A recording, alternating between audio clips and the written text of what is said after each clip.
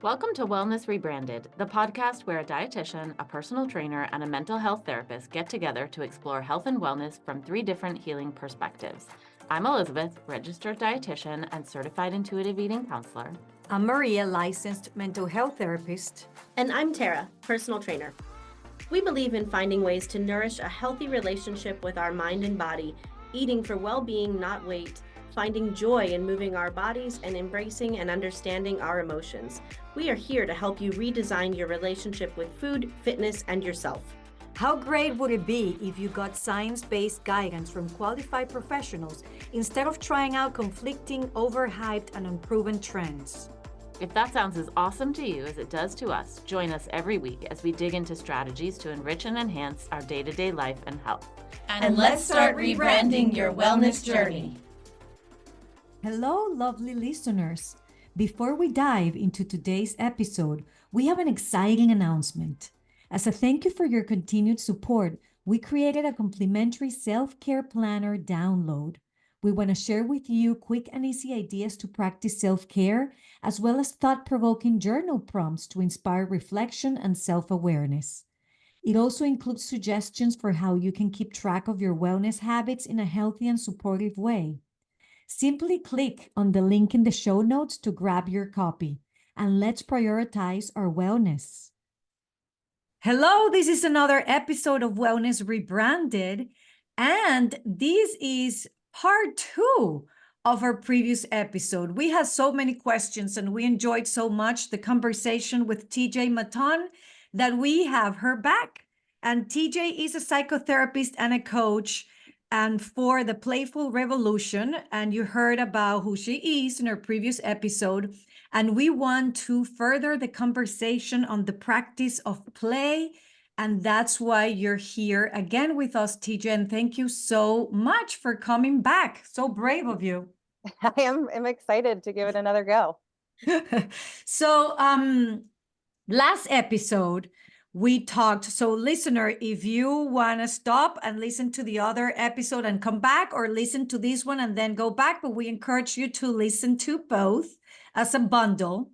On the last episode, we talked about the practice of play and what it means and how it's beneficial for our well-being and something to include in our lives. And this time, we want to talk about how to make it part of our day-to-day and how to really practice something that you believe, TJ, is so important.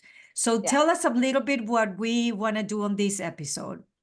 Yeah, so the last conversation, we really did talk a lot more about the neuroscience of play, how it is a building block in our wellness. And so today we're just going to kind of play together and then hopefully I have you guys leaving with a little bit more language for each of you guys as hosts about how you specifically play so that you can feel personally a little bit more connected to your play language, and like a capacity to kind of reclaim it in your everyday. And that way you guys have a little fun here, maybe get a little bit more playful in your own life, and listeners can kind of get a sense of what it means to be reintroduced to playfulness. I have to say, I'm like actually really excited about this because after Me our too. last conversation with TJ, Yeah, tell me, girl. I had her come to the gym and do like a little in-service for my team. And she asked us all like, hey, how did you guys, get into personal training? And we all told like our 3-sentence story about how we came to where we are. And she immediately was like, oh, you're a storyteller, you are an intuitive player, and you are a director. And it was like spot on for my team. So I was like shocked and amazed at how well she could like pick out how these people interact with others from like one little sentence. So I'm super stoked to hear what you have today. Yeah. Well, on that note, so am I. Yeah, I mean, I think, we'll dive in, but I think there's something really powerful. Like play is in every body. And I think a lot of what I'm doing is giving people language to understand themselves and offer reclaiming of their like a core human part of them. But it's really hard to reclaim something that is like ethereal, right? Like it's like grasping at wind versus like when I give you guys language back, when I give clients language back, it's like easy to start like materializing play in your life in a new way. So let's play some Mad Libs. All right, somebody give me a verb. Dance. Dance. An age. 47. A place. The beach. The beach. An adjective. Green. Green. A noun. A basketball. Basketball. A plural noun. Is this an English lesson or is this play? I know. Cars. It will be. Is that a It's both. noun? Cars. If it doesn't feel like play, it's not your play. Cars. Yeah, that's a Cars. plural noun. Good job, Maria. Thank you. All right, who's got an adjective? Oh, another adjective. Difficult. Good. I was literally going to say that. Really? Yeah. Weird. All right, Apparently, we we're got getting the same vibe about the Badlands. Just joking. for sure. For sure. And it is very okay, we'll come back to it. But verb. That's you, Tara. Tanning. Did you Tanning. say tanning? Wow, you're going with the beach theme. I must have been on the you beach. tan, theme, we yeah. tan. Plural noun. Dogs. I'm going dogs. An adjective. I know this one. Wonderful. Is that Another- an adjective? I believe it is. It is. Age. 50. Plural noun. I'm going hosts. Oh, okay. A verb. Okay, how about that one? Verb, breathe. Love it. I need 2 adjectives. Pretty. Thank you. Dull. Love it. What did you say? Dull. Dull. Oh. And an animal. Okay, a camel. Camel. I love that.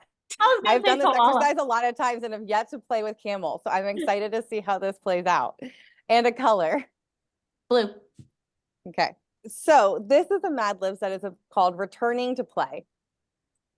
When I was a kid, I loved to dance with my friends and it made me feel green. I would daydream about the beach and pretend I was a mighty basketball. I would build cities using cars and get lost in stories about difficult places far, far away. Once I turned age 47, I got too old for tanning, and my friends and I stopped playing with dogs. This is sad. I know it. We'll come back to that. I felt too wonderful to play in front of people, but now I'm age 50 and I still miss playing with my hosts. Now I'm all grown up and want to breathe again.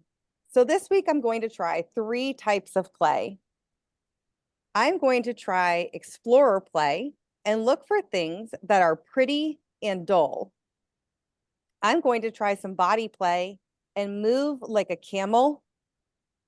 And I'm going to do imagination play and imagine that I'm laying on the beach every time I see the color blue.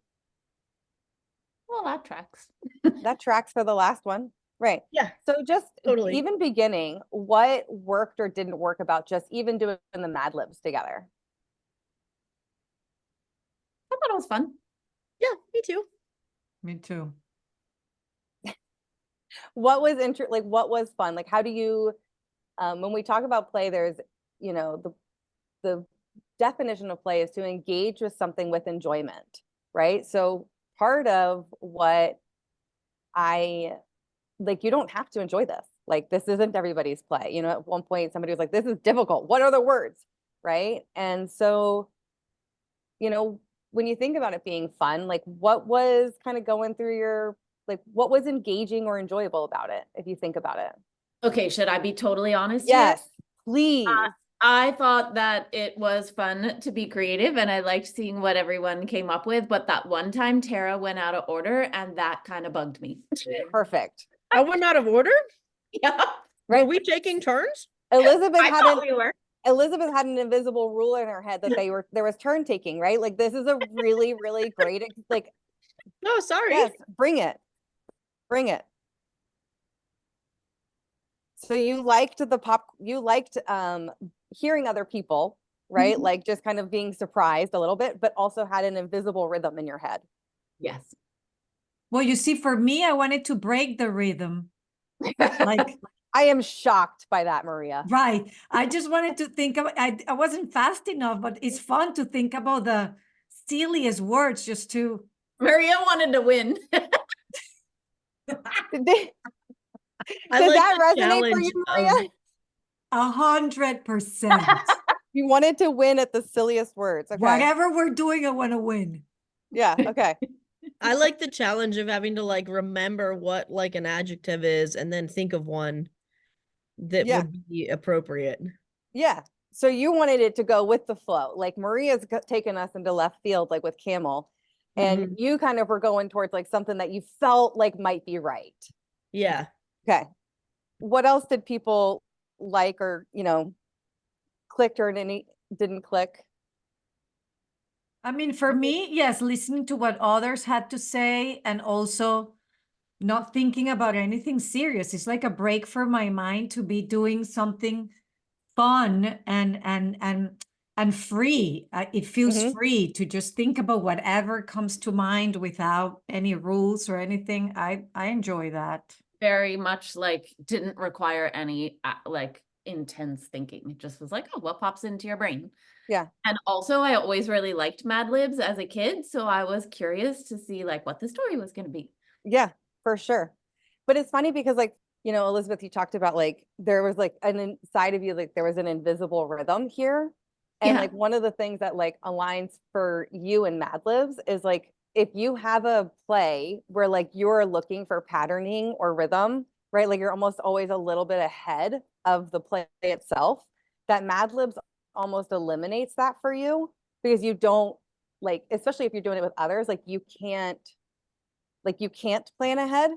So Yeah, there's I get- almost like a forced liberation for you in your play of like, I can't get it to, there's nothing I can do to make it work, right? Mhm. Where your play in some ways, Mad Libs kind of counters your play because it forces you out of that cohesive like story in a way. And Maria, like this Mad Libs for you, like kind of pulled up competitive play, right? Where you were like working to break the mold, like finding the silliest, like, right? This leans towards kind of being more in like whimsical and lighthearted play. For you, Tara, like actually you did kind of enter more into storytelling. Like, Elizabeth was talking about how she didn't really think ahead, right? Maria didn't think ahead. Well, Maria was thinking ahead, but in like an antagonistic almost way, right? Like, and Tara, you leaned in, like, not surprisingly, like you leaned a little bit into storytelling. What do I think might work? Right? Like almost leaning into imaginative play. Like, what might this be facilitating? Right. And so, like, for each of you, it kind of reflects a little bit, even how you engage each individually engaged in it, like, shows a little bit of way that play, like, unburdened a little bit of that planning version for you, Elizabeth, like antagonized that like part, like created that antagonistic opportunity for you, Maria, and created storytelling opportunities for you, Tara, right? Like each of you kind of like found ways in and out of your play, like even in what you enjoyed, like what you enjoyed differently about it. And so when That's we think crazy about, you got all of that from a Mad Lib. yeah, I mean, I think that play sits on our surface, right? Like it is something that like is, I think about play in two directions. Like we use play to spiral into ourselves and we use play to spiral out of ourselves, right? So like Tara, like you used play to kind of spiral in to your storyteller, like not purposefully, right? And Elizabeth used play to kind of spiral out of that part that like loves to create rhythm and organization to things. And at the same time, like we're going to use, like we can use storytelling to spiral out. We can use organization and to spiral in and to spiral out, right? So like to kind of give an example of this, but let's actually pause on that because I do want to stick with like play, right? So the Mad Libs gives three pillars of play, like our three pillars of play at the end here. I'm going to try explorer play and look for things that are pretty and dull. And so if you guys were to just look around your environment physically here, could you look for two objects that are pretty and dull and then tell people what you picked. Okay, pretty for me is my view. Like I can see the That's trees. Matton. Okay. Like Yeah. a tree is Yeah. pretty. The tree is Yeah. pretty. And dull would be like a bottle of water. I have here a plain bottle of water. Yeah. So I'm here in the gym in like a storage room, Yeah. and Great. have a stack of like 300 weight plates sitting next to me. So to me, I think that's pretty. I like the organization and the pattern of all the Perfect. things piled up. And there's like a ladder that's just really boring in front of me. Hmm.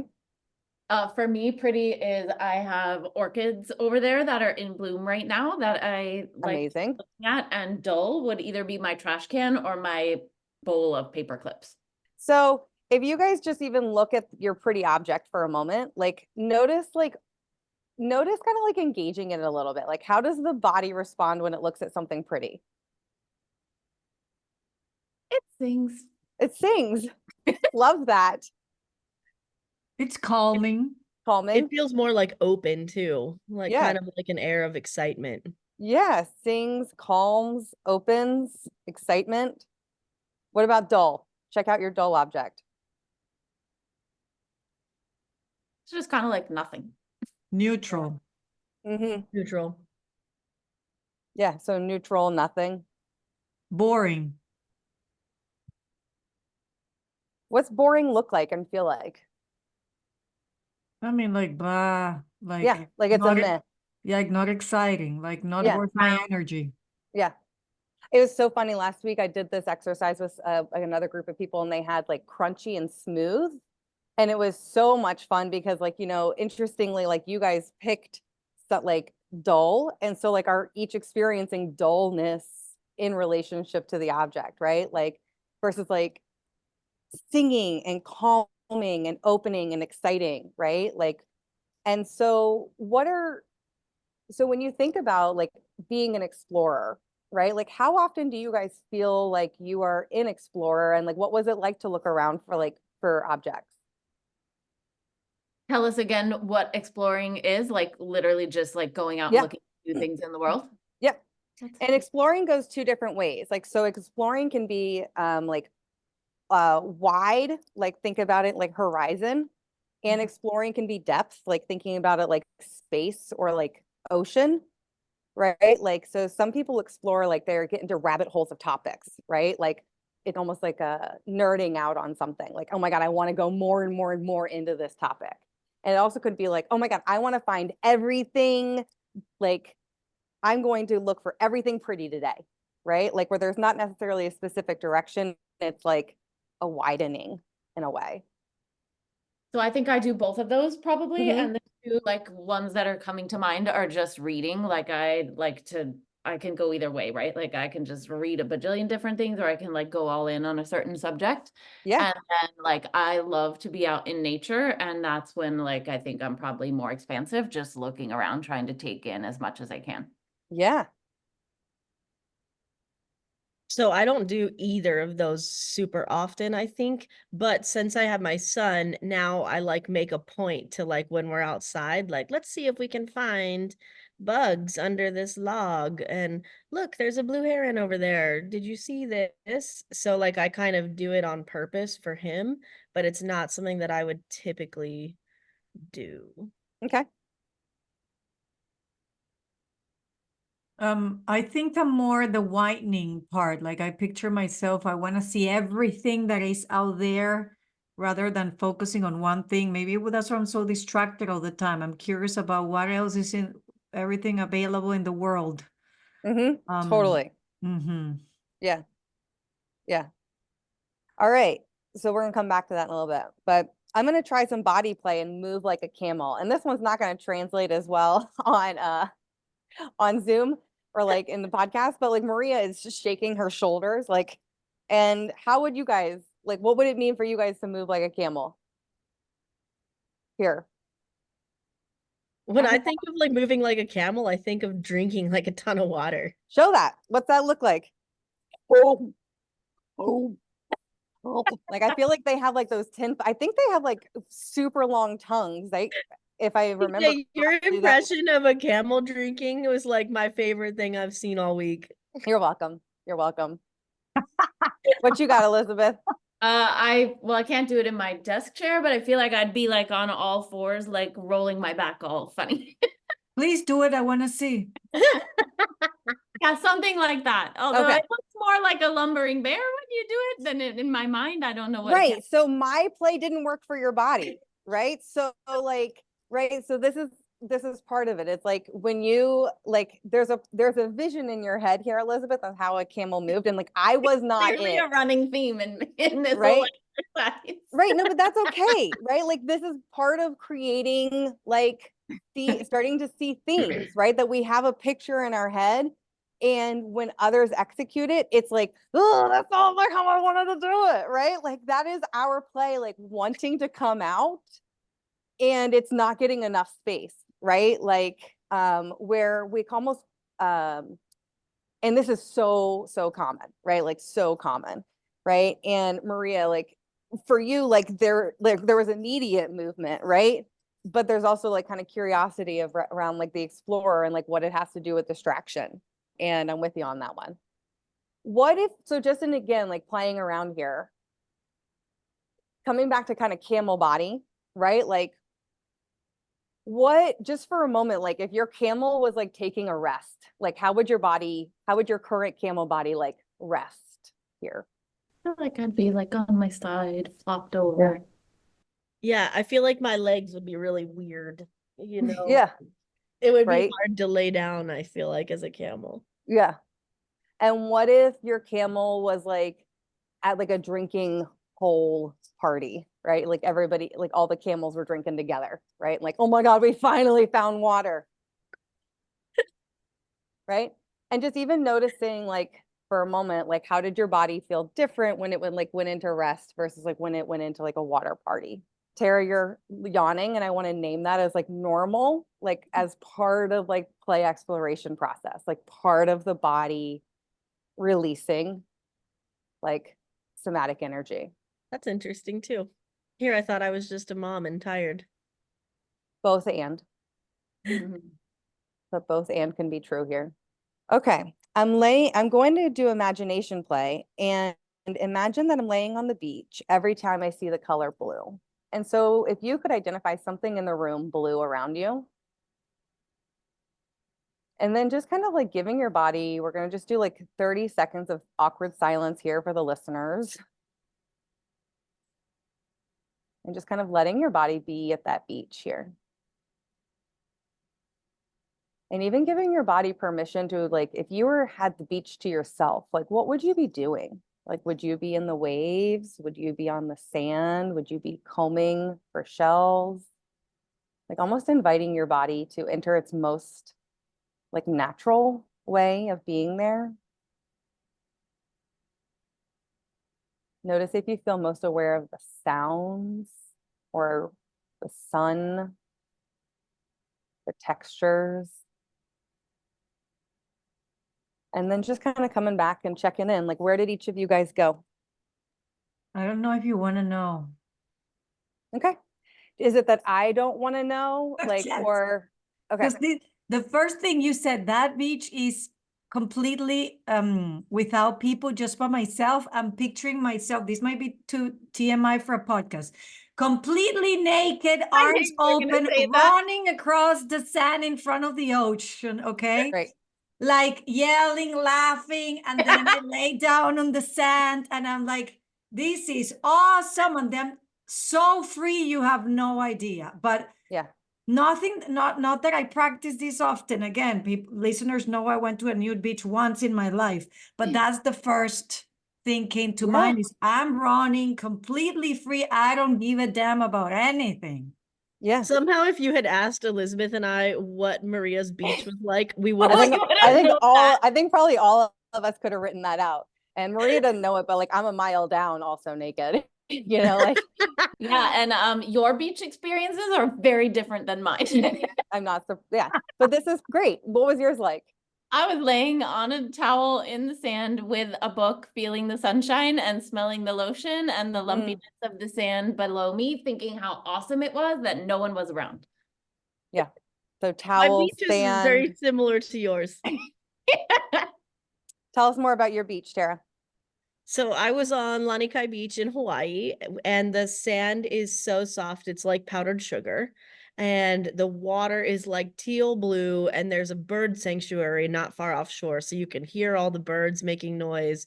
And I was just kind of like rubbing my toes in the sand and feeling the sun on my skin, and it was amazing.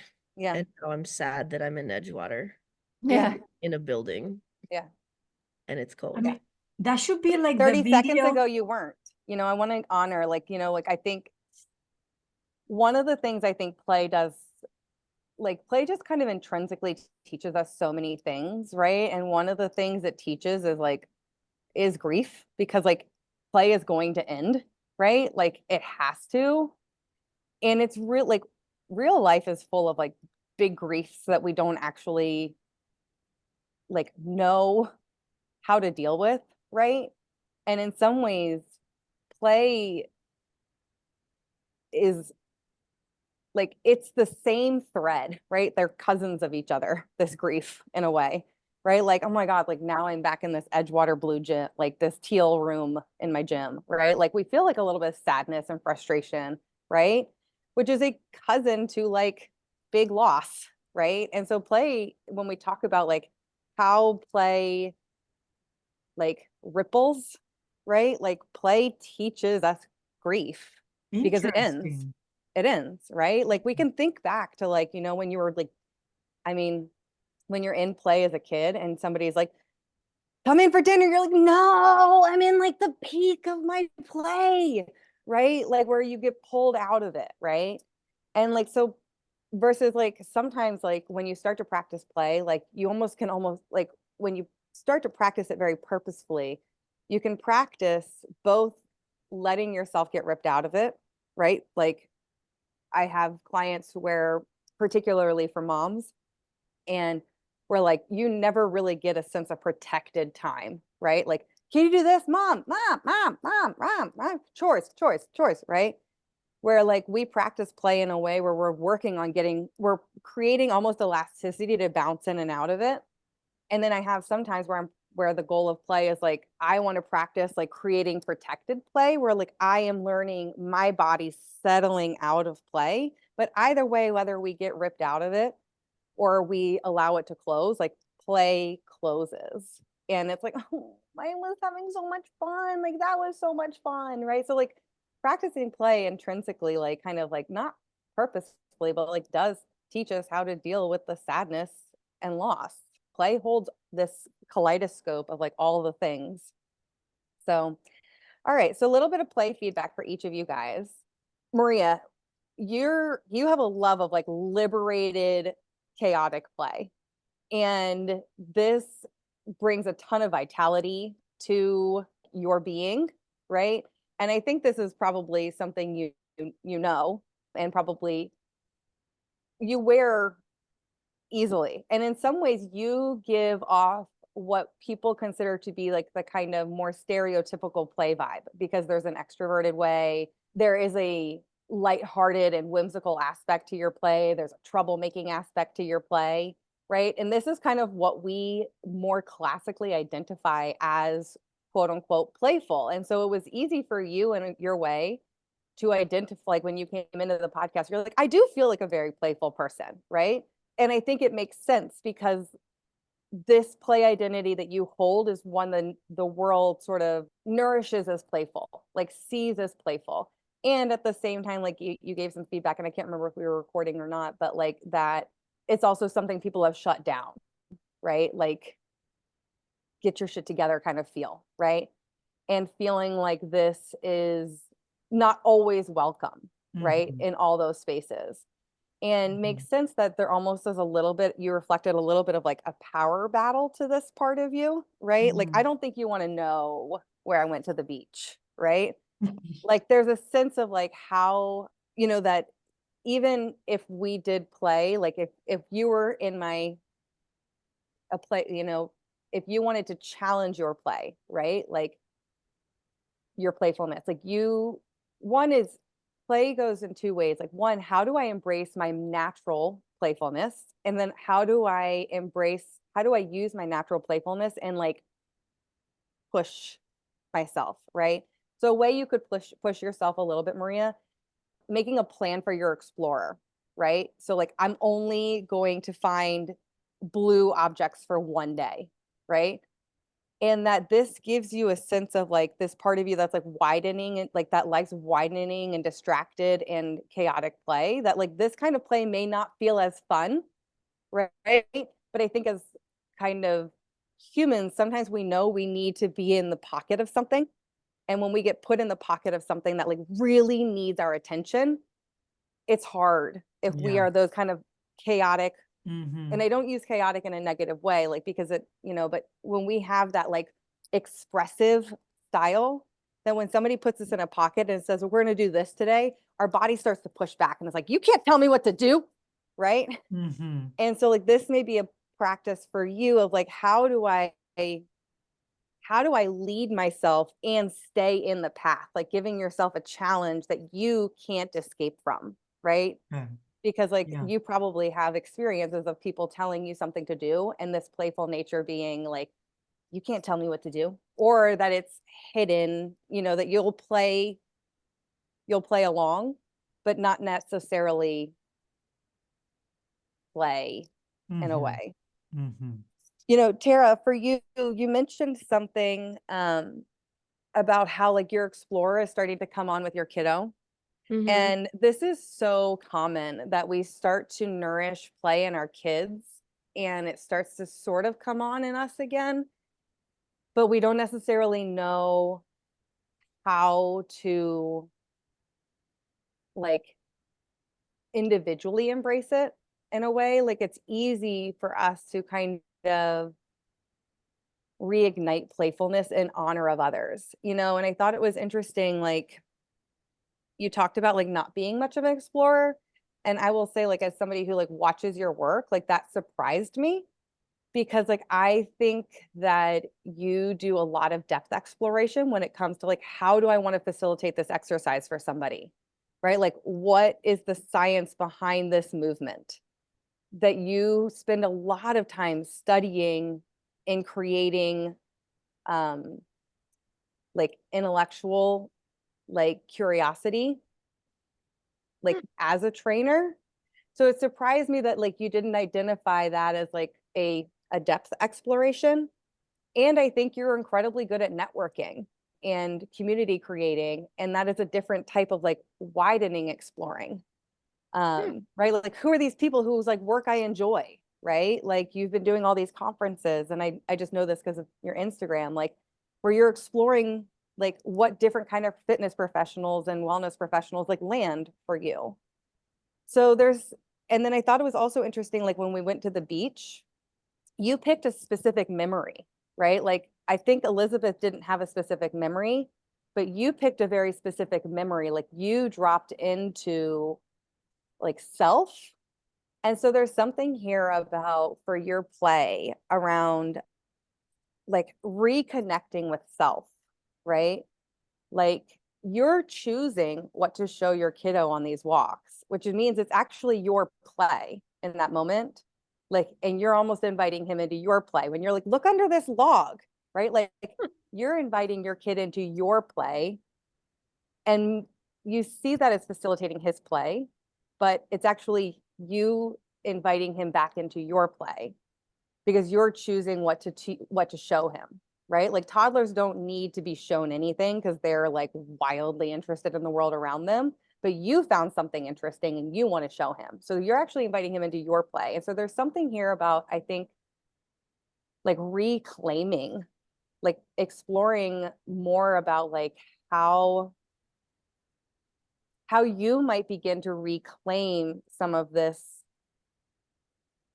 these places where you are doing things in honor of others as actually sourced potentially from your play. It's so interesting chatting with you because I wouldn't call myself like an explorer necessarily, or and someone who even enjoys play. And then talking to you and hearing you say all these things is like, oh yeah, no, I totally do that. Yep, I do that Yeah. too. No, I really enjoy that actually. but I Yeah. wouldn't ever like label it as play or Yeah. any of those things that you just said. Yeah. And we'll come back to that in a second. And with Elizabeth, one of the things that's so like I'm so aware of in your play is your love of details, right? Like there's like a richness to the way you see things where like it makes sense that you have this love of like the plate, nutrition, like the way all these details kind of come together. And so I think there's like space here to, you know, to notice how much of a caretaker of details you are and embracing again, like letting yourself have that space where like somebody else, you don't hand that power over to somebody else. Like there was a couple times where like, like I didn't move like the camel you wanted me to, right? And so like giving your play opportunity to like really like go to fruition in the way that like feels truly right to you, right? Where like you hand nothing over and you see it like all the way to the end.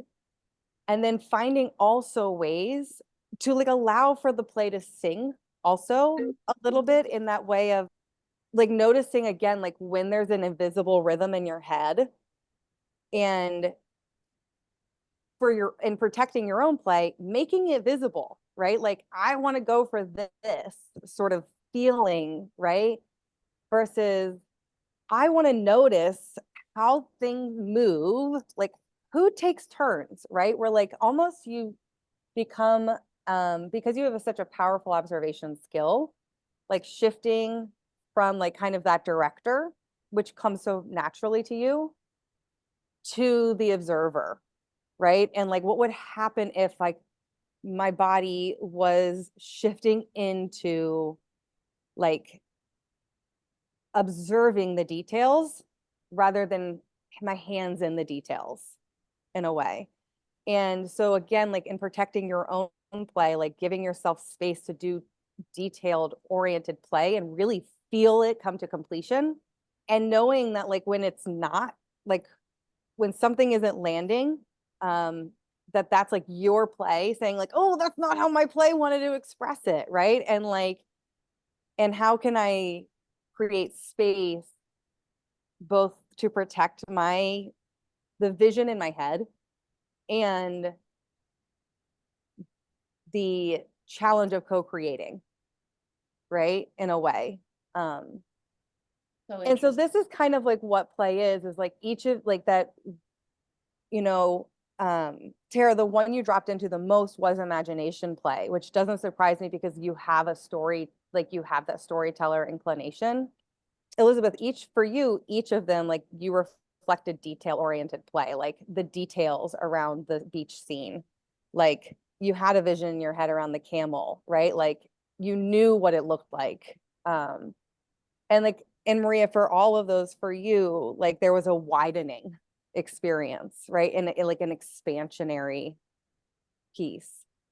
And so these are each of the kind of your natural plays that you can both embrace and then use in places that you're struggling or challenging or feeling stuck as like, how can I bring this widening, this like this freedom that I get here into this other space in my life?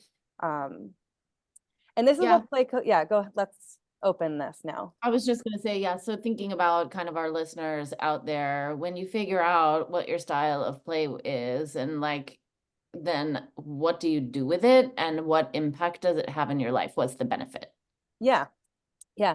So play coaching really starts with one, giving people language back to themselves, because we all have play in our bodies, and helping people kind of reconnect with it in a way that they can reclaim it, like what it means to be able to reclaim ourselves as a storyteller, as a body mover. So I want, like, when I do this Mad Libs, I always like when somebody leaves with like, I'm going to play as an explorer. I'm going to do body play. I'm going to do imagination play, that there's a sense of reclaiming. And then when I'm working with coaching individually, I want to start with what is easiest, because naturally we have been trained as adults to like play for a purpose, to like make it hard, to challenge ourselves, to make it productive, to make it meaningful, right? Like we have been trained as adults that like we need to spend our time and energy in meaningful ways, that like just being stupid and having fun isn't worth it. And so I always like to kind of start people with their play that feels easiest and most natural, like reclaiming language. And so that people can notice that like play has gentle, easy impact on their life. And then once there's a sense of like capacity for reclaiming, then we can move into like, how do I challenge my growth edges through play? And that play is this both. And again, it's a spiraling in and a spiraling out of like ourself, of the challenges that we're experiencing, like that we start to enjoy engaging in our life a little bit more. Like we see the struggles in our life as challenges and we're able to bring like a playful mindset to areas in our, like more areas of our life. And I think that's the biggest takeaway, TJ, and hopefully the takeaway that our listeners can have with them is the reconnection with play, like how play can be a tool that you can include in your day-to-day and your lifestyle to bring more joy, to promote your well-being, because it's something that I personally never thought about before until I started learning about your work and how important it is to, again, reconnect with play. TJ, we want to thank you so much. I hope this practice can spark curiosity in our listeners to even know what kind of play they can practice more, or the kind of play that they are already practicing. If you want to get in touch with TJ, you can do so through her Instagram, The Playful Revolution. You can also find her website, theplayfulrevolution.com. You're going to find all that info in the show notes. And even on her Instagram, there's a link to schedule a session with her and have go deeper into the conversation of how to bring play into your life. And also, TJ is going to be one of the speakers for the Emotional Fitness Studio on September 24th. She's going to be talking about the impact of reconnecting adults to play. So those of you who doesn't know, the Emotional Fitness Studio is a workshop series, in-person, monthly wellness workshops that I created in Annapolis. So if you're local to Annapolis, check thecoachingtherapist.com/events. I have workshops every month, all related to wellness. I gather a group of wellness experts in our area, including Elizabeth and Tara. So you have different topics, all at $10 per event, some in English and some in Spanish. And again, TJ will be with us on September 26th. TJ, thank you so much for offering your very welcome expertise and this information to reframe how we want to, live our lives and things that we can include. Thank you for allowing us to have 2 episodes with you. Yeah. Oh, thank you. Yeah, I am happy to be here, and I love talking about play, and and I appreciate getting to be here with you guys. I think it's going to help a lot of people understand a little more about themselves too, which is always the goal. So thank you so much. You're welcome. Right. Thank you, guys. everyone. Until next episode. And don't forget to also check out on our show notes the link for your free self-care planner that we have created for you. So go ahead, click there, get your freebie. And until next time. Thank you for listening. If you want to connect with me outside of this podcast, you can find me on Instagram at coaching_therapist. I'm Elizabeth. You can find me at Elizabeth Harris Nutrition or in my Facebook group, Health and Healing with Intuitive Eating. And I'm on Instagram and Facebook at Tara DeLeon Fitness. Guys, if you loved this episode or any of our other episodes, we would love it if you would leave us a review on Apple Podcast. It really, really helps us get the non-diet word out to the rest of the world. So please leave us a review. Yes, thank you.